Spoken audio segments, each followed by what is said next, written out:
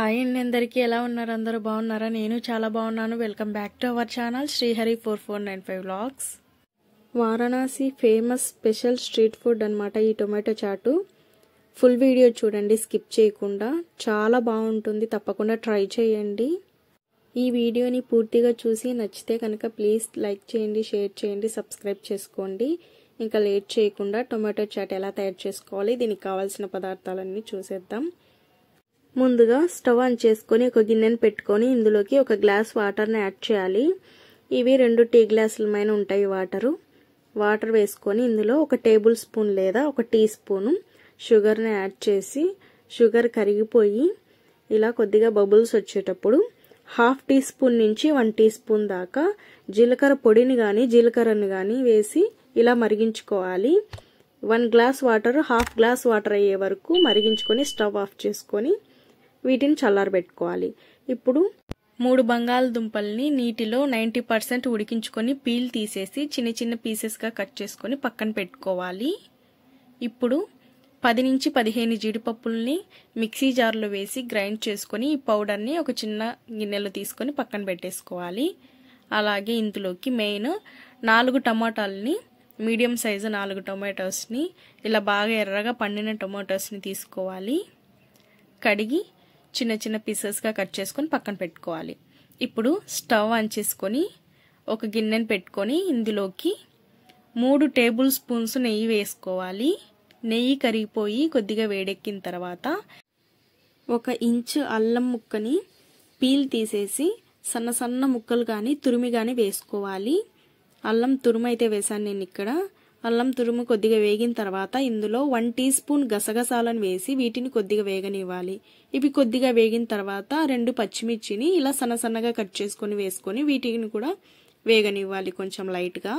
ఇప్పుడు 4 టొమాటోస్ని ఇలా చిన్న చిన్న పీసెస్గా కట్ చేసుకొని వేసుకోవాలి.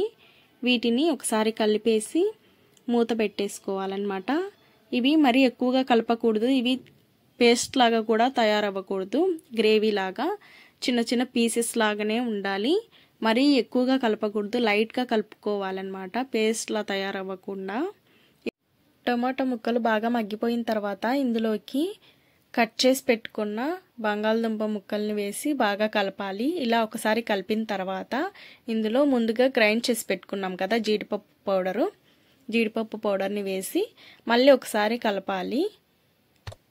కలిపేసిన తర్వాత ఇందులో 1 టీ కప్ నిండుగా వాటర్ని యాడ్ చేసి ఒకసారి కలిపి మూత పెట్టుకొని ఒక 5 నిమిషాలు మగ్గనివ్వాలి. 5 నిమిషాల తర్వాత చూడండి, 1 టీ కప్ వాటర్ యాడ్ చేసాం కదా, అవి సగం అయ్యి ఉండాలి. ఇలా బుడగలు తేలుతున్నప్పుడు ఒకసారి కలిపి ఇందులో 2 tablespoons Kashmiri red chilli powder, 1 teaspoon ధనియాల పొడి, 1 teaspoon garam masala, 1/2 teaspoon జీలకర్ర పొడి, 1/2 టీ స్పూన్ లేదా 1/4 టీ స్పూన్ పసుపు. ఇప్పుడు రుచికి సరిపడా ఉప్పును వేసి ఒకసారి మొత్తం బాగా కలపాలి. ఇలా కలిపేసిన తర్వాత జస్ట్ 1 నిమిషం అలా ఉంచాలి. 1 నిమిషం తర్వాత 1 టీ స్పూన్ చాట్ మసాలా వేసి ఒకసారి కలిపి స్టవ్ ఆఫ్ చేసేయాలి.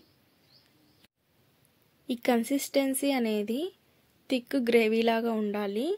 చూడండి, వీడియోలో చూపిస్తున్నట్లు ఈ విధంగా అయితే ఉండాలి.